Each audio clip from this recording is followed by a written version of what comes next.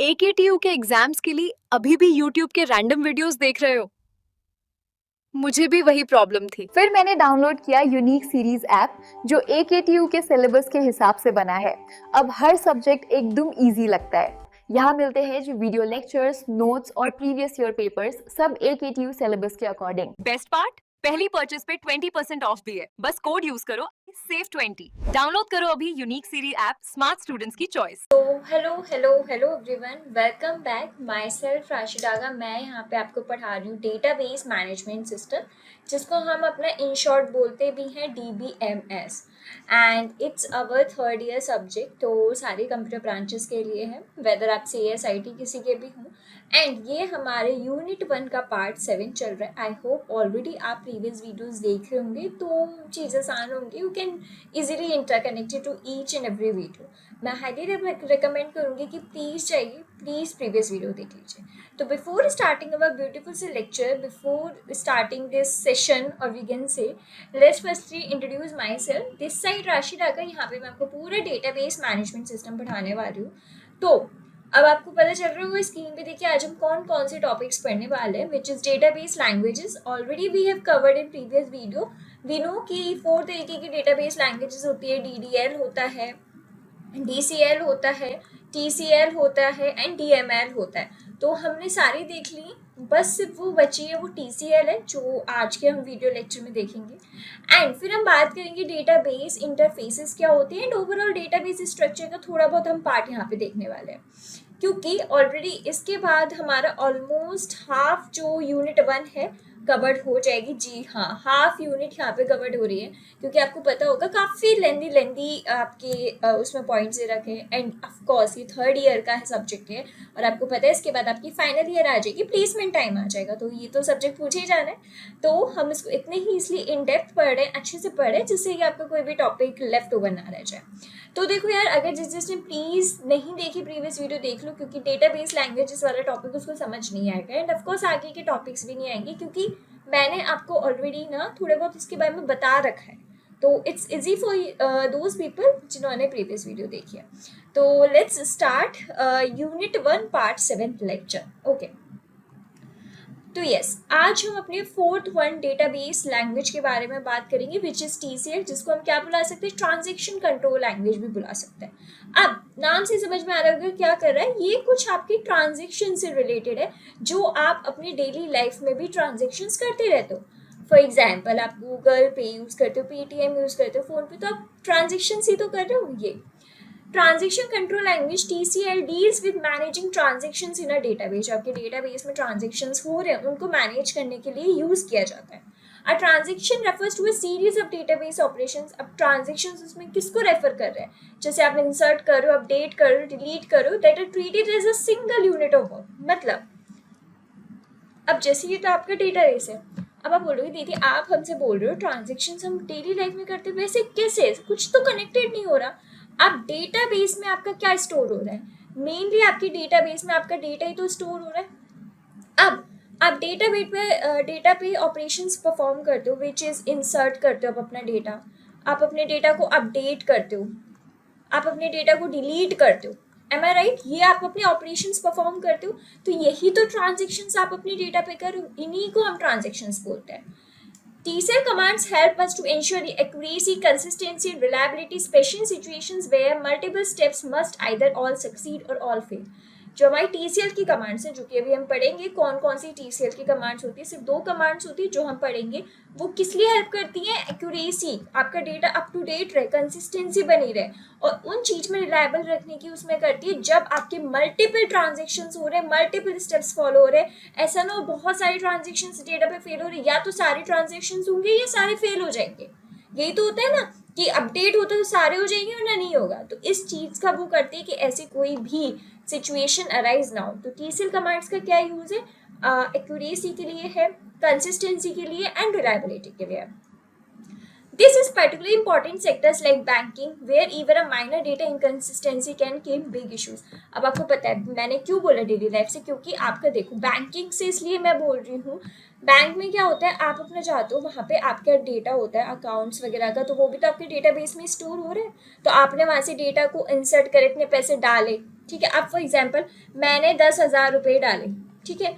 अब क्या हुआ, उसमें मैंने अपने डेटा में क्या करवाया, इंसर्ट ही तो करवाया, राइट। अब मैंने क्या करा, उसमें से 500 रुपये ले ली, तो मैंने क्या करवाया, अपने डेटा में डिलीट भी करवाई है कुछ चीज़ें मैंने वहाँ अपडेट भी करवाई हैं। तो ये जो परफॉर्म्स कर रही हूँ, ये क्या कर रही हूँ, यही तो मेरे ट्रांजेक्शन्स परफॉर्म हो रहे हैं। किस पे परफॉर्म हो रहे हैं, मेरा डेटाबेस पे। अब वो क्या है आपका डेटाबेस, ऑफकोर्स आपका क्या है, वो बैंकिंग है। क्या है, बैंकिंग। समझ में आ गया। अब ये इंसर्ट अपडेट डिलीट कौन कर रहे हैं, टीसीएल कमांड, जो अब हम पढ़ेंगे। आई होप अब आपको समझ में आ रहा होगा ट्रांजेक्शन कंट्रोल लैंग्वेज क्या है। कुछ भी नहीं है, आप जो अपनी डेली लाइफ में ट्रांजेक्शन्स करते हो उन्हीं से रिलेटेड है। क्या करती है आपकी, मैनेज करती है ट्रांजेक्शन जो आपके डेटाबेस में हो रहे होते हैं। जैसे आपके डेटा में कौन कौन से ट्रांजेक्शन्स हो सकते हैं, डेटा को अपडेट कर रहे हो, डिलीट कर रहे हो या इंसर्ट कर लो, और ये कौन करवाते हैं, टीसीएल कमांड्स करवाते हैं। उनकी क्या काम होते हैं, ये काम होते हैं कि आप जो ट्रांजेक्शन्स कर रहे हो वो एक्यूरेट है या नहीं है, कंसिस्टेंसी मेंटेन हो रही है नहीं हो रही, इन सब चीज़ों का ध्यान रखता है। अब सबसे बढ़िया एग्जाम्पल है इसका बैंकिंग। देखो यार, एग्जाम्पल्स लिखना कभी मत बोला, सबसे बेस्ट एग्जाम्पल। अब जो टीसीएल कमांड्स होते हैं वो देखते हैं। सबसे पहले होते हैं commit command. The commit command is used to save all changes made during the transaction in the database. आपने जो डेटाबेस में ट्रांजेक्शन्स किए हैं, जो भी चेंज किए, उनको सेव कौन करता है, कमिट। भैया हमें रिकॉर्ड भी तो चाहिए ना, क्या क्या चेंज क्या कर रहे हो, कितने पैसे डाले, कितने नहीं डाले, वी नीड अ रिकॉर्ड ना। कल को आप आके हमसे बोल दो कि भैया परसों का रिकॉर्ड दिखा दो, कहाँ से दिखाएंगे। तो इसलिए कमिट की कमांड की जरूरत होती है। क्या करते हैं, जो भी चेंजेस आपने अपनी डेटाबेस में ट्रांजेक्शन्स के थ्रू करे उनको सेव करके रखता है। This command ensure that modifications made by DML statement, आपके जो डेटा मैनिपुलेशन होते हैं, such as insert update delete, become permanent in the database. जो आपने ट्रांजेक्शन डीएमएल के थ्रू करे यहाँ परमानेंट हो जाए, ठीक है। अब इसके सिंटेक्स क्या है, डेटाबेस ऑपरेशन जो आप करवा रहे हो, whether you are inserting something और अपडेट करवा रहे हो या डिलीट करवा रहे हो, तो उसको कमिट कर दो। क्या कर दो, सेव कर दो, जिससे फर्दर ऑन इन फ्यूचर अब आप हमसे मांगो तो हम आपको दे पाए। अब मैं इसको आपका वो दिखा देती हूँ कैसे होता है। जैसे मैंने बोला इंसर्ट इनटू क्लास मेंबर्स। अब जिसने प्रीवियस वीडियो देखी उसको सब समझ आ रहा होगा क्या कमांड की बात हो रही है। इंसर्ट कर दो मेरे क्लास मेंबर्स वाले टेबल में, student ID, name, age, weight, उसके कॉलम्स हैं, उसमें वैल्यूज ये इंसर्ट कर दो, ठीक है। अब उसके बाद उसने बोला क्वेरी ओके, हाँ ठीक है सब कुछ हो गया। तो उसने बोला कमिट कर दो। इनको क्या करना है भैया, सेव कर दो, सेव कर दो इनको चेंजेस को। क्यों, क्योंकि उसने बोला एक रो अफेक्ट हुई है, आपने क्या करा है, इसका मतलब एक रो में चेंज करा है। तो मैंने बोला कि इसलिए भैया इसको सेव कर दो, कमिट कर दो। उसने बोल दिया 0 रोज अफेक्टेड, यानी कि अब उसके 0 रो चेंज हुए। क्यों, क्योंकि जो चेंज हुआ था आपने क्या कर दिया, उस चेंज को सेव कर दिया है। कमिट का मतलब समझ में है। कमिट का होता है जब मैंने कोई भी डीएमएल कमांड से करती हूँ, क्योंकि ऑफकोर्स आप टीसीएल में थोड़े इंसर्ट वगैरह यूज कर पाओगे। क्यों, क्योंकि तो डीएमएल की कमांड से मैंने किसी टेबल पे, फॉर एग्जाम्पल मेरी ये टेबल थी, मैंने इसमें कुछ कॉलम सेट करे और उसकी पर्टिकुलरली वैल्यूज एड करी, जैसे यहाँ पे हुआ है।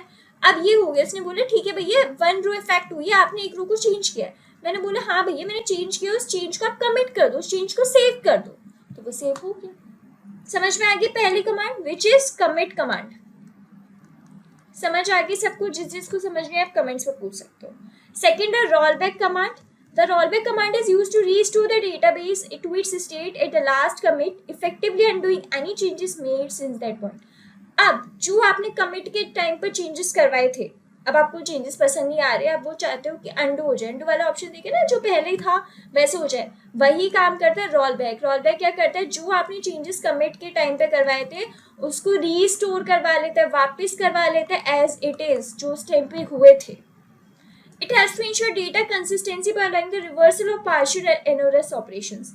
जो आपने कमिट के टाइम पे चेंजेस करवाए थे उनको वापस कर लेना। जैसे ये जो चेंज मैंने हाँ करवाया ना, अब मैं अगर बोल दूं रोल बैक, तो जो चेंज मैंने हाँ करा है इसको सेव कर, वो सेव नहीं होगा, वो वापस ऐसे हो जाएगा। क्यों, क्योंकि रोल बैक का मतलब होता है जो भी चीज़ मैंने उस टाइम पे करवाई है मुझे वापस दे दो, मुझे नहीं चाहिए। जैसे सिंटेक्स सिर्फ इसका रोल बैक होता है, देखो MySQL start transaction 0 rows affected, commit कर दिया, उसने बोला ठीक है भैया इसको सेव कर दो, सेव हो गया। अब इसने बोला delete from class members where student ID is full, delete कर दो इस ऑपरेशन को, तो ठीक है डिलीट हो गए। अब उसे बोला कि नहीं भैया मुझे समझ नहीं आ रहा, मुझे डिलीट नहीं करना, तो रोल बैक कर दो। मतलब मेरे जो चेंजेस थे, जो आपने कमिट करे थे उसको अनडू कर दो, वापस इस वाली स्टेज पर ला दो। क्लियर? सिर्फ यही दो कमांड्स होती है। पहली आपकी होती है कमिट वाली कमांड एंड सेकेंड वन होती है आपकी roll back command. I hope ये TCL की कमांड सबको क्लियर होंगी, किसी को कोई दिक्कत नहीं होगी। यहाँ पे हमारा खत्म होता है डेटाबेस लैंग्वेजेस वाला topic. I hope everyone is clear with these topics. If you have any doubt, feel free to ask me in the comment section. रुको ज़रा, अगर आपको ये सीरीज़ पसंद आ रही है तो जल्दी से जाइए यूनिक सीरीज़ का ऐप डाउनलोड करिए, लिंक आपको डिस्क्रिप्शन में मिल जाएगा। वहाँ पे आपको हर एक टॉपिक वाइज की डिटेल वीडियोस मिलनी है, प्लस PDF नोट्स भी मिलने हैं। तो वेट किस चीज़ का कर रहे हो, जल्दी से जाओ वहाँ पे जाके अपने डाउनलोड करो app. And yes, one more thing, इस वीडियो को लाइक भी करना अगर अच्छी लग रही है, हिट करो, सब्सक्राइब करो चैनल को एंड मेक श्योर आप ऐप डाउनलोड कर लो। ठीक है, let's move ahead to the next topic which is a database interface. क्या होता क्या है database interface? A DBMS interface is a medium that allow users to interact with the database system, whether they are writing queries or inserting data or just browsing information. मतलब भैया ये है हमारा user और ये उसका डेटाबेस। अब user wants to interact with their database, तो उसको एक इंटरफेस की जरूरत पड़ेगी या नहीं पड़ेगी? ऐसा थोड़ा है कि भैया मैं तुरंत जाके अपना डेटाबेस छेड़खानी कर दूंगी, नहीं तो दिक्कत हो जानी कि कोई भी आए छेड़खानी लग जाए, नहीं। इसलिए we need some database interface, we need some interface जो हमारे यूजर्स को इंटरैक्ट करवा पाए अपने डेटाबेस से, चाहे वो क्वेरी इंसर्ट करना हो या डेटा इंसर्ट करना हो या डेटा को देखना हो, कुछ भी करना हो। बस मेन मकसद क्या है कि भैया जो हमारा यूजर है वो इंटरैक्ट कर पाए अपने डेटाबेस से। तो उसके लिए क्या होते हैं, हमारे इंटरफेस होते हैं। For people who are not familiar with SQL or programming, these interfaces offer easier ways to work with database without need to learn the actual query language.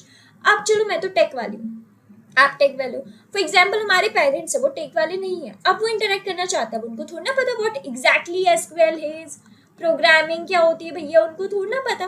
तो इसलिए हमने ये इंटरफेस बनाया है जिससे वो आसानी से इंटरेक्ट कर पाए, उनको कोई दिक्कत ना हो।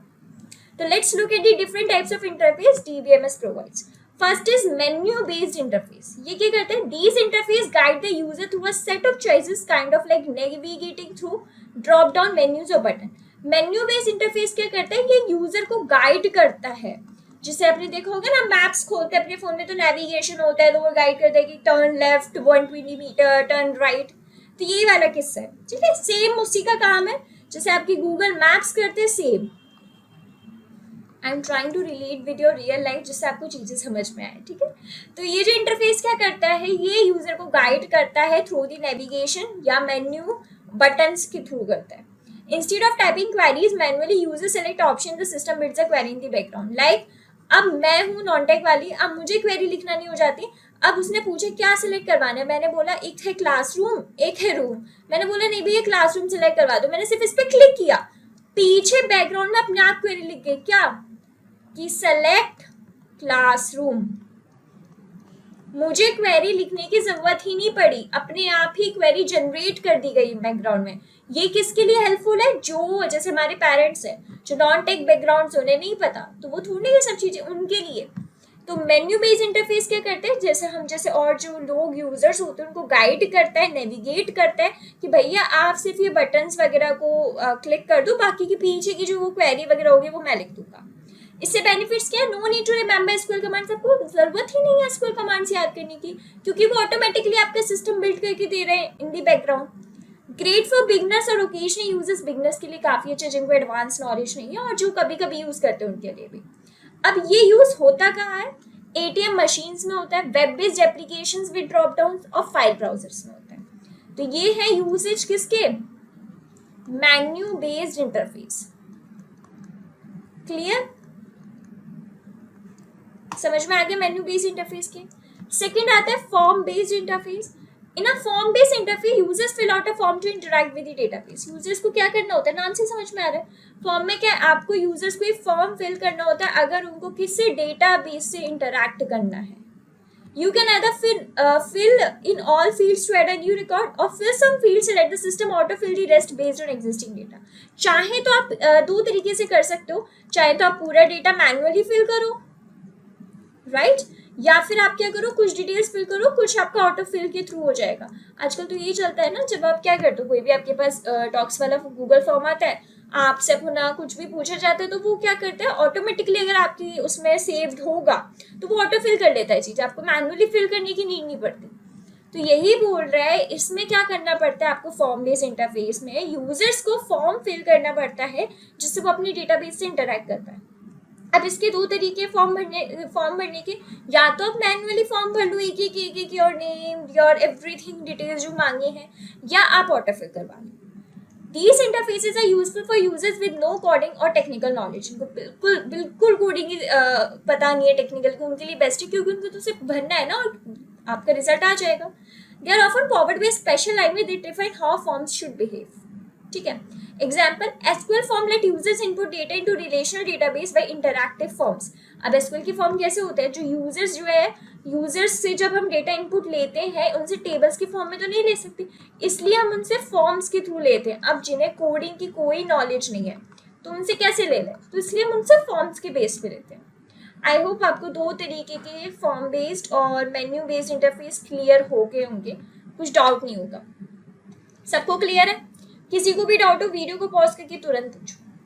Next is graphical user interface, GUI। ये तो सबने सुना है, भर भर के बचपन से सुनते आ रहे, GUI। ये तो पता ही होगा, तो इसलिए अब इसको हम आराम से पढ़ते हैं। GUI display the database schema visually used in the form of diagrams और चार्ट्स। तो GUI होता है आपका जो डेटाबेस के स्कीमा है। स्कीमा क्या होता है, जो आपकी ओवरऑल डेटाबेस के स्ट्रक्चर बताता है, वो कैसे रिप्रेजेंट करते हैं in the form of a diagrams और in the form of a charts. Users can click on elements using a mouse or touchpad to perform actions like writing a query or updating the data. आप अपने mouse के through भी क्या कर सकते हो, इसमें आप अपनी क्वेरी लिख सकते हो, डेटा को अपडेट कर सकते हो। GUI usually combine menus, forms and diagram for maximum ease. यहाँ पे ना अच्छे से इंटरैक्टिव बनाने के लिए हम किसका यूज करते हैं, डायग्राम्स के यूज करते हैं और चार्ट्स के यूज करते हैं। इसमें हमारे ER डायग्राम टूल्स यूज होते हैं। अब आप सोचोगे ER डायग्राम क्या है, डोंट वरी, ER डायग्राम हमारा नेक्स्ट टॉपिक ही है। वहाँ पे हम सीखेंगे कि हम अपने डेटा को कैसे इन शॉर्ट डायग्रामेटिकल फॉर्मेट में दिखा सकते हैं। Database design platforms like MySQL, workbench, Oracle, SQL developer. तो ER डायग्राम में क्या होता है, लाइक रियल वर्ल्ड एंटिटीज को आप ऐसे शो कर रहे हो, ठीक है, रिलेशनशिप्स को आप ऐसे शो कर रहे हो, एट्रीब्यूट्स को ऐसे शो कर रहे हो, लाइक बहुत सारी आपकी चीज़ें होती है एलिमेंट्स को बनाने की, जिससे आप इजीली उनको रिप्रेजेंट कर पाओ। तो same works for the GUI। GUI क्या करते हैं, अपने स्कीमा को इस तरीके से दिखाते हैं in the form of a language, diagram और चार्ट, जिससे यूजर्स को आसानी में समझ में आए, वो अपनी क्वेरी या डेटा अपडेट जो करना है आसानी से लिख सकते हैं। GUI क्लियर है? Next is natural language preference interfaces. This type of interface let users type questions or commands in a plain English or another language such as show me all orders from last one. Like natural जो हम language बोलते हैं, अब ये मत बोलने लग जाओ दीदी मातृभाषा हमारी हिंदी, हम तो हिंदी में लिखेंगे, नहीं भाई, इंग्लिश तो आजकल कॉमन है, सभी बोलते हैं। तो आप क्या करते हो, अपनी जो भी क्वेश्चंस होता है, जो भी कमांड, जो भी क्वेरी आपको चाहिए, क्या वो आप नॉर्मल लैंग्वेज में लिखते हो। जैसे इसने क्या लिखा, show me all the orders from the last month, okay, from last month। अब इससे क्या होगा, ये डेटा आपकी टेबल के फॉर्म में आ जाएगा, वो डेटा होगा जो लास्ट मंथ का होगा। तो इसने क्या लिखा, सिर्फ एक सिंपल प्लेन इंग्लिश लैंग्वेज में लिखा और उसकी क्वेरी जनरेट होके आ गई। The system then trying to understand the intent and translate into a SQL query। अब इसको किस में करेगा, SQL query में करेगा, कि शो करना है कि भैया पहले तो टेबल सेलेक्ट करो, कौन सी टेबल थी उसमें से शो करो। If the input is unclear it में आस्क फॉलो अप क्वेश्चंस। अगर इसको समझ नहीं आए तो वो पूछेगा भैया आप क्या कहना क्या चाह रहे हो एग्जैक्टली, जस्ट लाइक अ ChatGPT और any other AI tools which you use in your daily life. अगर आप उनको कुछ प्रॉम्प्ट देते हो, ठीक है, तो वो अगर उनको समझ नहीं आता तो वो ऊट पटांग से कुछ भी दे देते हैं, फिर आप उनको गो थ्रू करते हो, बोलते हो नहीं भाई इसको हमें ये वाला फॉर्मेट दो, फिर वो आपको वो वाला फॉर्मेट देते हैं। एम आई राइट? तो सेम आपका ये वाला काम करता है क्या, नेचुरल लैंग्वेज इंटरफेस। ये क्या करता है, जो भी आपके क्वेश्चंस होंगे, जो भी आपके कमांड्स होंगे, वो आपको नेचुरली इंग्लिश लैंग्वेज में लिख कर दो, दैट्स इट। फिर वो क्या करेगा, वो आपको कन्वर्ट करेगा SQL क्वेरी में, और फिर अगर उसको समझ नहीं आया, उसका आउटपुट इनक्लियर है, तो वो आपसे पूछ लेगा, फॉलोअप क्वेश्चंस कर लेगा। फॉलोअप क्वेश्चंस मतलब वो आपसे जनरेट करेगा भैया आप एग्जैक्टली क्या कहना चाहते हो। इसकी कुछ लिमिटेशंस हैं, जैसे चैट जीपीटी और एआई टूल्स की होती है ना कि भैया जस्ट लिमिट हो गई, अब जनरेट नहीं कर सकते हो, बाद में आना 2 घंटे बाद या एक दो दिन बाद। तो सेम इसकी भी लिमिटेशन है। क्या है? These systems are still basic and may not understand complex queries और vague statements। ये अभी भी just basic level पे है। अगर आप बहुत ज़्यादा complex query दे दोगे तो उन्हें समझ नहीं आएगा। Use case क्या है? Search boxes in modern apps that work like AI chat। आप इनको आगे चल के AI chats में तो of course देखते ही हैं, वही वाला। बट हाँ, limitation याद रखनी है क्या? This doesn't work for the complex queries। ये आपकी complex queries के लिए काम नहीं करेगा। ये भी क्लियर हो गया। Next is speech based interface, समझ ही आ रहा होगा नाम से। These interface take voice commands and input. आपको इनपुट में अपनी वॉइस कमांड देना पड़ेगा एंड रिस्पॉन्ड बाय स्पीच। वो भी आपको जैसे ही आप दोगे, लाइक आपने वॉइस में दिया तो वो भी आपको स्पीच में ही कन्वर्ट करके देंगे आपका answer. It is useful for situations where typing is inconvenient और नॉट पॉसिबल। जब आपका मन नहीं है टाइपिंग करने का, या यू आर थिंकिंग कि नो इट्स वेरी लॉन्ग और मैं टाइप नहीं कर पाऊंगा, तो this is the best option. Use case क्या है? एयरलाइन इंक्वायरी सिस्टम, एयरलाइन में इसी का यूज होता है। बैंकिंग या आईवीएस सिस्टम में इन्हीं का यूज किया जाता है। स्मार्ट असिस्टेंट लाइक एलेक्सा और सीरी, क्वेरिंग अ डेटाबेस, ये तो सबने एलेक्सा सीरी के साथ खेला हुआ है। आप हिट एंड ट्राई मेथड कर सकते हैं, ये वही काम होता है। ये काम कैसे करते हैं? रिकॉग्नाइज करते हैं आपके spoken words, map them to the query parameters. जो आपने वर्ड्स बोले हैं, जो आपकी क्वेरी के पैरामीटर्स ऑलरेडी डिफाइन होते हैं आपकी डेटाबेस में, उससे क्या करेगा? मैच करेगा। अगर मैच हो जाएगा तो वो आपको आंसर रिवर्ट करके देता है। That's very simple. For example, मैंने उससे कुछ बोला, मैं अपना वॉइस कमांड दूंगी इनपुट में, वो भी मुझे वॉइस में आंसर देगा। ठीक है, अब ये जब यूजफुल है, जब आपको लग रहा है कि लाइक मैं बहुत बोल नहीं सकता, शांति मुझे नहीं, सॉरी बोलना नहीं, मतलब मैं लिख नहीं सकता, मुझे बोलना है, तो ये वहाँ पे यूजफुल है। एयरलाइंस में सबसे ज्यादा यूज होता है, बैंकिंग में सबसे ज्यादा यूज किया जाता है आपका। ठीक है, convenient converts output text into speech. क्या करता है? जैसे मैंने कुछ बोला, इसने इनपुट में लिया, राइट, फिर इसने अपने क्वेरी पैरामीटर्स से चेक किया। क्वेरी पैरामीटर्स क्या होते हैं? डोंट वरी, आगे चल के जब हम क्वेरीज को पढ़ेंगे इन डिटेल में समझेंगे, बस अभी के लिए क्वेरी पैरामीटर याद रखो। अगर उसकी वो चीज मैच हो जाती है, फिर वो उसको क्या करेगा? आपके आउटपुट में कन्वर्ट करके दे देगा। अगर वो मैच नहीं होती है, फिर वो आपसे क्या करता है? फॉलो अप क्वेश्चंस पूछता है। जो पिछले हमने बात करी थी ना फॉलो अप क्वेश्चंस की, वो यही पूछता है। ठीक है, तो आपको आई थिंक स्पीच वाला भी क्लियर होगा। Next is interface for parametric users. देख लो आप कितने टाइप्स के इंटरफेसेस बनाए हैं कि इजीली आप इंटरेक्ट कर सकते हो डीबीएमएस के साथ, इतनी कोई दिक्कत नहीं है यूजर को। These are tailored for users who perform repetitive tasks like a cashier or bank teller। ये उनके लिए है जो एक काम को बार बार करवाते हैं, जैसे कैशियर हो गए, उसको पैसे विड्रॉ करवाए, बैंक वाले हो गए वो। The system is optimize for speed and minimal input. जल्दी देता है और कम से कम input. Example, bank employees transferring funds, repeated stock entry in warehouses. Minimal की स्ट्रोक्स होते हैं, क्विक नेविगेशन, लिमिटेड कमांड्स। क्योंकि लिमिटेड कमांड्स क्यों होती है? क्योंकि आपको सेम चीज जनरेट करवा रहे हो, तो सेम ही कमांड्स है नहीं, ज्यादा कमांड्स है नहीं, क्विकली काम होता है, ज्यादा बड़ा काम तो है नहीं। मिनिमल आपकी की स्ट्रोक्स होते हैं, मतलब मिनिमली आपकी चीजें यूज हो रही है, ज्यादा यूज नहीं हो रही। ठीक है, मतलब फॉर एग्जाम्पल अगर मैं बैंक में काम करती हूँ, मुझे बार बार फंड करवाने ट्रांसफर्स, तो मैं वो जो काम रिपीटेटिवली यूज करूंगी, तो मैं तो कौन सा इंटरफेस यूज करूंगी? पैरामेट्रिक यूजर्स, मतलब जो बार बार वही काम करवा रहे हैं। क्लियर है? Next is interface for dBA, database administrator, जो पूरे डेटाबेस का ध्यान रखते हैं। These are the advanced interface that only system admins or authorized staff can access। मैंने बोला ना पूरे का ध्यान रखते हैं, तो हर कोई एक्सेस नहीं कर सकता। ये सिस्टम के जो एडमिन है, जिसने आपका डेटाबेस बनाया है, वो एक्सेस करेंगे, या जो स्टाफ मेंबर्स है जिनको ऑथराइजेशन मिली है, सिर्फ वो एक्सेस करेंगे। They allow control over the entire database environment। DBA task include, सिर्फ उन्हीं के ऊपर पूरा कंट्रोल रहता है। और ये कौन कौन से टास्क होते हैं इनके पास? यूजर्स के अकाउंट को क्रिएट करना, मैनेज करना रिसोर्सेज को कि भैया कौन कौन से चीज को देखने को अलाउ किया जाए, नहीं किया जाए, ग्रांट करना रिवोक प्रिविलेजेस, मतलब इसको भैया हम अपडेट करने दें या नहीं कर देते, वो वाली चीज। Turning performance and storage, modify कर रहा है स्कीमा, वो। सच इंटरफेस में also involve command line tools, GUI with advance access और डेडिकेटेड एडमिन डैशबोर्ड्स। मतलब हर कोई एक्सेस नहीं कर सकता, आपका जो एडमिन है वही एक्सेस कर सकता है, और ये आपके काम है, वर्क्स है, वो कर सकता है।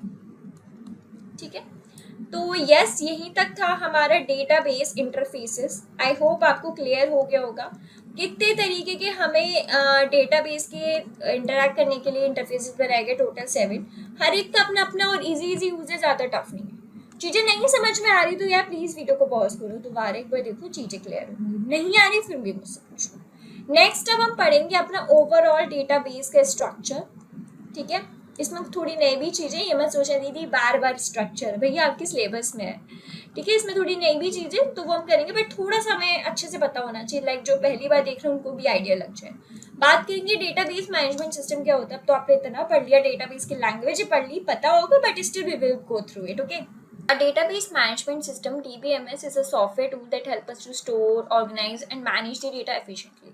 जो आपका DBMS सॉफ्टवेयर होता है वो क्या करता है, आपका जो डेटा अच्छे से स्टोर हो, ऑर्गेनाइज हो और आप उसको अच्छे से रिट्रीव कर पाओ। Think of it as a middleman between the users and the actual data. It allows multiple people and applications to interact with data safely and effectively. ये क्या करता है, जैसे मैंने बताया था, ये आपका यूज़र है, ये डेटाबेस है, वो आसानी से इंटरेक्ट कर पाए, अपने डेटा फैच कर पाए। अगर मल्टीपल यूजर्स भी कर रहे हैं एक डेटाबेस पे काम तो कोई दिक्कत नहीं, वो ये करता है। Rather than handling raw data files manually, DBMS gives us a smarter way to work with data by providing structured, store, fast, retrieval and robust security. Before DBMS, what we use the file system ना, तो manually में store करते थे नहीं, तो DBMS ने हमें एक स्मार्ट वे दिया कि आप अपने डेटा को आराम से स्टोर करो एंड जब चाहे आप रिट्रीव भी कर सकते हो। तो ये होता हमारा DBMS। अब हमें DBMS की नीड क्यों पड़ी वो भी हमें पता होना चाहिए। In today's digital world, where apps like online banking and e-commerce websites, schools and hospitals rely heavily on data, DBMS plays a critical role. It ensures, आपको पता है आजकल सारी चीज़ें ऑनलाइन हो गई, बैंकिंग से लेकर स्टडी से लेकर कॉमर्स वेबसाइट सब कुछ ऑनलाइन हो गई, तो हर किसी का डेटा भी तो आपको स्टोर कराना पड़ेगा ना। कहाँ स्टोर कराओगे, डेटाबेस मैनेजमेंट सिस्टम में। Large volume of data well organise, क्योंकि DBMS आप यूज करो। Multiple users can safely access and update data at the same time. मैंने बताया ना, अगर एक से ज्यादा लोग भी करो तो आसानी से कर सकते हो आप अपने डेटा को अपडेट वगैरह जो भी करना है। सिक्योरिटी मेंटेन है, किसी को किसी और का डेटा देखने को नहीं मिले, सिर्फ ऑथराइज लोग ही वो डेटा देख सकता है। System crashes don't result in total data loss. अगर आपका सिस्टम क्रैश हो गया तो डरने की जरूरत नहीं है, आपका डेटा सेफ है, क्योंकि वो बार बार रिकवरी और आपके डेटा को बैकअप बना के रखता है। तो इसलिए हमें DBMS की यूज है सबसे ज्यादा। आई होप समझ आ गया होगा। Next is what can a DBMS do. DBMS क्या क्या कर सकता है। Define the data, decide what kind of data we will store, like name, email, marks. वो डिसाइड करता है आप कौन से टाइप का डेटा स्टोर कर रहे हो। आपका डेटा स्टोर करता है सेफली स्ट्रक्चर फॉर्मेट में, जो आपकी टेबल्स के फॉर्म में होता है, विच वी कॉल्ड RDBMS, जो कि मोस्टली यूज होता है, जिससे आप इफेक्टिवली उसको रिट्रीव कर पाओ। मैनिपुलेट द डेटा, परफॉर्म करते हैं एक्शंस लाइक ऐड करना, अपडेट करना, डिलीट को, सर्च करना पर्टिकुलर डेटा में से। डेटा को प्रोटेक्ट करते हैं, जैसे सिस्टम फेलियर आ जाए, पावर कट हो जाए तो आपकी इंफॉर्मेशन पूरी लॉस ना हो जाए, उनको प्रिवेंट करता है। डेटा थेफ्ट से भी करता है, आजकल आपको पता है कितने ज्यादा ऑनलाइन फ्रॉड्स चल गए। Control access, give different levels of permission to different users. हर किसी को डिफरेंट होता है, हमें याद होगा हमने 3 तरीके के व्यूज पढ़े थे, याद है आप लोगों को। First is physical view, second is conceptual or we can say a logical view, and the third one is your view external। याद है, अब जिसने प्रीवियस वीडियो देखी होगी उसको पता होगा, इसलिए बोल रही हूँ प्रीवियस वीडियो देख लो। तो ये हर किसी के अकॉर्डिंग उसके डेटा को व्यू देता है। What is data theft in DBMS? Data theft क्या होता है? Data theft refers to when someone illegally access or steal your sensitive information stored in a database. Just like आज आपको पता है आपको कितनी ज़्यादा ऑनलाइन फ्रॉडिंग चल रही है, तो कोई भी आपकी डेटाबेस में इलीगली आके आपके डेटा को चुरा ले, डेटा का मिसयूज कर ले आपके डेटाबेस में, उसी को हम क्या बोलते हैं, डेटा थेफ्ट। आपके डेटा को चुराना इलीगली और आपकी सेंसिटिव इंफॉर्मेशन को। In the context of DBMS, it means that unauthorized users gain access to confidential data like personal details, bank info और business secret without permission। ये तो मैंने आपको नॉर्मल टर्म्स में बताया, बट अगर मैं आपको DBMS की टर्मिनोलॉजी में बताऊं तो मैं क्या बोलूंगी, अनऑथराइज्ड यूजर्स, जिनको हमने ऑथराइज किया ही नहीं था, जिसको हमने एक्सेस ही नहीं दिया था। कौन? अनऑथराइज्ड यूजर्स ने आपके जो कॉन्फिडेंशियल डेटा था, जो सेंसिटिव इंफॉर्मेशन थी, जैसे पर्सनल डिटेल्स हो गए, बैंक के इंफॉर्मेशन हो गए या बिजनेस के सीक्रेट्स हो गए, वो एक्सेस कर लिया आपके बिना परमिशन के। As organizations move everything to digital storage, the risk of data being misused is also increased drastically। हम आजकल सारे डेटा अपने क्लाउड्स वगैरह सब पे वैसे स्टोर करने लगे हैं, तो ये डेटा थेफ्ट वाली चीज़ें बहुत ज़्यादा बढ़ने लग गई है। That's why protecting your stored data has become a top concern for every business institution. इसलिए डेटा को सिक्योर करना आजकल सब लोगों की बात हो गई है कि भैया हमें अपने डेटा को सिक्योरिटी देनी है. Who can steal your data? कौन स्टील कर सकता है आपका data? Data theft can happen in many different way. ऐसा नहीं है कि आएगा और चुरा लेगा फिर चला जाएगा, नहीं, बहुत ज़्यादा तरीके के हो सकता है. Here are some common ones, ठीक है. Hackers and exploits. Cyber attackers look for weak spot in your database system to sneak and steal data. मतलब आपके डेटाबेस में वो वीक स्पॉट देखेंगे कि बोलेंगे अच्छा यहाँ पे कुछ तो कमी है, कुछ कंट्रोल्स नहीं लगाए हैं, अच्छे से एक्सेस कर सकते हैं, तो उस वीक पॉइंट को टारगेट बनाते हैं हैकर्स. Insider threats क्या करते हैं? Sometimes the risk come from people inside the organization like employees or temporary worker who already have access and misuse it. Like आपके डेटाबेस में ऑलरेडी जिसके पास एक्सेस था, इनसाइडर वाले के पास, उसी ने आपका डेटा चोरी कर लिया, तो ये होता है आपके insider threats. Phishing and social engineering, which is very popular. Trick emails or fake websites can fool users into revealing passwords or login credentials, allowing attackers to break in. In easy language, what is famous right now कि आपके पास कोई link आती है और बोलते हैं कि इस लिंक को क्लिक करें एंड आपसे OTP मांगते हो, सारे पैसे गायब. फिशिंग में सबसे ज़्यादा क्या होती है? लिंक्स आती हैं, ईमेल्स आते हैं फेक, ठीक है, तो इन सब चीज़ों पे नहीं करना है. Malware and ransomware, these are malicious programs that can infect a system, steal information or log important data unless a ransom is paid. Malware क्या करता है? आपके सॉफ्टवेयर में वायरस वगैरह कुछ भी डाल दिया, फिर उसने आपके इन्फेक्ट कर दिया सिस्टम को. रैंसमवेयर भी आपके किसी के थ्रू आ गया, फिर आप रैंसमवेयर में क्या होती है, आपकी फाइल्स लॉक कर दी जाती हैं. अब वो बोलता है अगर आपको फाइल्स को खुलवाना है तो वी नीड सम पेड करना पड़ता है आपको. तो ये कुछ तरीके के आपके आजकल फ्रॉड्स चल रहे हैं. It's kind of cyber security part, but still you have an idea कि कौन कौन से फ्रॉड्स चल रहे हैं आपके पास. अब आपको पता है कि डेटा थेफ्ट ऐसे नहीं आएगा चुरा लेगा, किस तरीके से भी हो सकता है. एंड इवन ये तो मैंने काफ़ी कम बताया, और भी तरीके से आजकल डेटा थेफ्ट हो रहा है. I hope you are well aware about it. So please इन सब चीज़ों से भी अवेयर रहिए, ठीक है.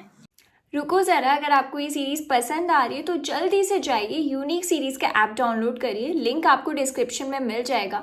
वहाँ पे आपको हर एक टॉपिक वाइज की डिटेल वीडियोस मिलनी है, प्लस PDF नोट्स भी मिलने हैं. तो वेट किस चीज़ का कर रहे हो? जल्दी से जाओ, वहाँ पे जाके अपने डाउनलोड करो app. And yes, one more thing, इस वीडियो को लाइक भी करना अगर अच्छी लग रही है, हिट करो, सब्सक्राइब करो चैनल को, एंड मेक श्योर आप ऐप डाउनलोड कर लो. Why preventing data theft is so important? I think I don't need to discuss this topic क्योंकि everyone knows why we need to save our data. हमें अपने confidential information क्यों किसी को नहीं देनी है. It's just not about protecting information, it's about maintaining trust. ये नहीं कि बस डेटा उनके प्रोटेक्ट कर लो, नहीं, आप एक यूजर्स के साथ एक ट्रस्ट बिल्ड करते हो. If customers, clients or partner feel their data is not safe with you, they would not stick around. अगर कोई लगेगा, for example आप ही लोगो, मैं आपको पढ़ा रही हूँ, आपको लगेगा कि ये दीदी अच्छा नहीं पढ़ा रही, समझ ही नहीं आ रहा, तो आप मेरे से क्यों पढ़ोगे? Why you waste your time with me? That exactly a question कि आपके जो कस्टमर्स हैं, जो आपके क्लाइंट्स, उनको लगेगा कि मेरा डेटा सेफ नहीं है आपके साथ, तो आपके पास नहीं रुकेंगे. That's why companies needs to control who can access what. इसलिए कंपनी को चाहिए कि उनका कौन कितनी चीज़ों का एक्सेस कर सकता है. लाइक जो फॉर एग्जाम्पल ई-कॉमर्स वेबसाइट के बता रही हूँ, जो ऐड टू कार्ट को संभाल रहा है वो पेमेंट वाली चीज़ हैंडल नहीं करेगा, या जो एडमिन है उसको व्यू नहीं होना चाहिए पेमेंट वाला. समझ लो ना, सबके एक्सेस डिवाइड है. Do regular security audits. Her time आपका सिक्योरिटी चेकअप होना चाहिए कि सारे सॉफ्टवेयर आपके अप टू डेट है या नहीं, फायरवॉल सबको अच्छे से लगी हुई है नहीं लगी हुई है. Monitor real time activity inside the database. आपके डेटाबेस में रियल टाइम एक्टिविटी को मॉनिटर करना कि कुछ गड़बड़ तो नहीं दिख रही, कुछ वीक पॉइंट तो नहीं है. Follow best cyber security practices. जो आजकल आपकी गवर्नमेंट साइबर सिक्योरिटी रूल्स वगैरह निकालती है वो फॉलो अप करना. Keep your DBMS software updated and patch. भाई सॉफ्टवेयर को अप टू डेट रखो, पैच रखो कि कोई सिस्टम आपका पैच तो नहीं है, वो वाली चीज़. तो these are the things which company wants to do, जिससे उनके जो कस्टमर्स है, जो क्लाइंट्स हैं, उनसे स्टक रहे. Now database architecture versus tier architecture, what's the basically difference. लोग कंफ्यूज हो जाते हैं, डेटाबेस आर्किटेक्चर को ही टायर आर्किटेक्चर समझ लेते हैं. भैया ऐसा नहीं होता, it's totally a different thing. Let's understand what is the difference between database architecture and the tier architecture. In the world of databases, people often mix up database architecture with tier architecture. While they sound similar, they actually refer to very different things. एक जैसे sound तो करते हैं, but चीजें इनकी अलग है. What is database architecture? Database architecture exactly होता क्या है? Database architecture is all about the internal design and structure of a database management system. Database architecture क्या है? जो आपके अंदर की internal design है और structure है आपका DBMS का, उसकी बात करता है. नाम से ही पता चल रहा है डेटाबेस का आर्किटेक्चर क्या होता है, अंदर की जो डिजाइन और स्ट्रक्चर होता है उसकी बात करना. It focus on how the database works under the hood. It includes components like, check करते हैं कि आपका जो डेटाबेस है कैसे काम कर रहा है, कौन कौन सी चीजें कंपोनेंट्स इसमें इंक्लूड होते हैं. क्वेरी प्रोसेसर हैंडल करते हैं क्वेरी जो यूजर सेंड करते हैं, जो मैंने आपको बताई थी ना, जो डेटाबेस की लैंग्वेजेस की जो भी हम क्वेरी लिख रहे थे वो भी क्या थी, हमारी क्वेरीज ही थी. तो क्वेरी प्रोसेसर का क्या काम होता है कि उन क्वेरी को मैनेज करना. Storage manager manage how data is stored, retrieved और अपडेटेड. आपका कैसे डेटा स्टोर होगा, कैसे हम उसको रिट्रीव करेंगे, कैसे अपडेट करेंगे. Disk storage, the physical storage where actual data lives. आपका एक्चुअली जो डेटा यहाँ पे स्टोर है उसको हम बोलते हैं physical storage. It also includes 3 levels of abstraction. इसमें आपके 3 लेवल्स ऑफ एब्स्ट्रैक्शन भी होते हैं. बेसिकली एब्स्ट्रैक्शन क्या है, हाइड्स अनइम्पॉर्टेंट डिटेल्स, हाइड्स करना unimportant details from users and show only important details.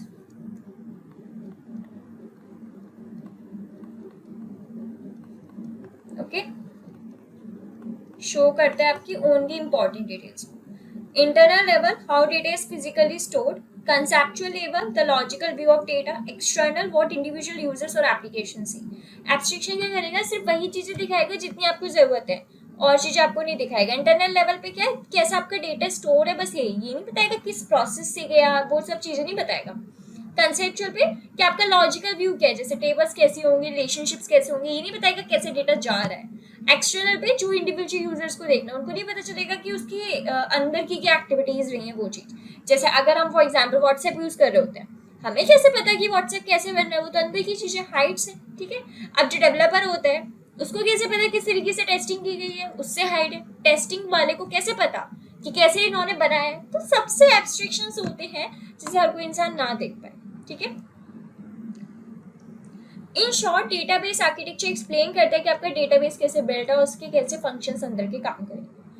Tier architecture क्या है, on the other hand tier architecture is about how an entire application structured. पूरी application आपने कैसे बनाई है, वो क्या कर रहा है, वो आपका इंटरनल स्ट्रक्चर बता रहा है कि भैया आपका जो डेटाबेस है उसके अंदर का स्ट्रक्चर क्या है, कैसे सब कुछ डिजाइन है. वो कौन, डीबीएमएस आर्किटेक्चर बता रहा है.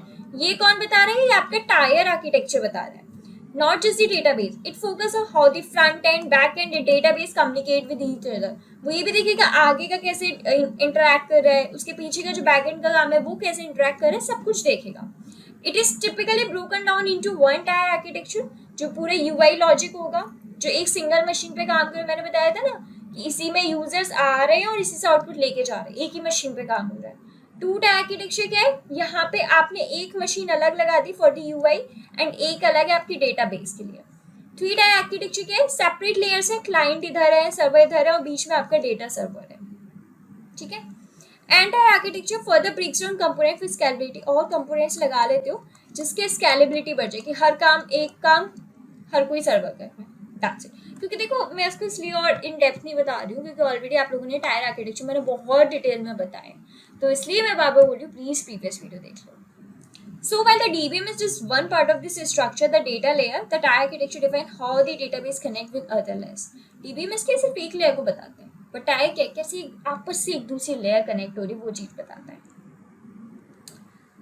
अब आती कंपोनेंट्स क्या है डेटाबेस सिस्टम के, जो ऑलरेडी आपको पढ़ा चुकी हूँ, which is query processor, storage manager and disk storage. एक हम चार्ट से समझते हैं. देखो ये है आपके डेटाबेस एडमिनिस्ट्रेटर्स, जो डेटाबेस स्कीमा और डीडीएल कंपाइलर है. ये आपके यूजर्स है जो क्वेरीज देंगे, उनकी क्वेरी प्रोसेस होगी. और ये आपके एप्लीकेशन प्रोग्राम है जिन्होंने पूरी प्रोग्रामिंग लिखी है. ये एप्लीकेशन प्रोग्राम डीएमएल कंपाइलर. ये आपके अंदर का डीबीएमएस है. ये क्या कर रहा है, डेटा डिक्शनरी में क्वेरी आई है आपकी, शेड्यूलर है, रिकवरी मैनेजर है. इतना याद रखो आप अपना, ये जो है ये आपका डीबीएमएस का पार्ट है, ये आपके यूजर्स हो गए, और इन शॉर्ट जो आपके यहाँ पे डेटा है वो यहाँ पे है. That's it. अंदर की ये जो है ना, ये एक मिनट, इससे तो नहीं, अंदर की ये जो रामायण है ना उसको मत पढ़ो आप, ये जो है ये है, इनको आपको समझने की नीड अभी फिलहाल तो नहीं है, सिर्फ ये ऊपर के पार्ट समझो, ये वाले पार्ट समझो और बस, that's it. These are the components of your database management system. That's it. Okay. So yes, this is all for today. I hope आपको आज के लेक्चर समझ में आया होगा. आज हमने काफ़ी इंटरेस्टिंग चीज़ें पढ़ी. नेक्स्ट वीडियो में हम और डिटेल में पढ़ेंगे अपना ओवरऑल जो हमारे डेटाबेस का आर्किटेक्चर चल रहा है, ठीक है, उसको हम और डिटेल में कवर करेंगे. हाफ हमारी यूनिट कवर्ड हो चुकी है. उसके बाद बहुत बहुत ज़्यादा important topic we will start which is ER diagram. यहाँ से तो क्वेश्चन आने ही आने, इंटरव्यू भी पूछेगा सबसे पहले ER डायग्राम क्या होता है. थोड़ी बहुत रिसर्च करके आना on the ER diagram, that's a homework for you, but don't worry, हम यहाँ पे तो मैं आपको बताऊंगी, बट प्लीज़ यार, प्लीज़ प्लीज़ बोल रही हूँ, प्लीज़ प्लीज़ मेरे लिए ना प्रीवियस वीडियोस देख लो, वरना कॉन्सेप्ट समझ नहीं आएंगे. मैं ही नहीं बोल रही हूँ कि हिंकी देखो, बट कॉन्सेप्ट समझ लो, that's the main agenda. Okay, I hope, please मुझे कमेंट्स बताना वीडियो कैसी लगी, ठीक है, सारी चीज़ें क्लियर हो रही हैं कि नहीं हो रही, कुछ भी डाउट हो तो आसानी से मुझे आप बता सकते हो. तो मिलते हैं next lecture which we there we will discuss our detailed introduction on the database architecture and hopefully we will discuss about the ER diagram also. तो टिल देन अच्छे से पढ़ाई करो, कुछ भी डाउट हो तो feel free to ask me.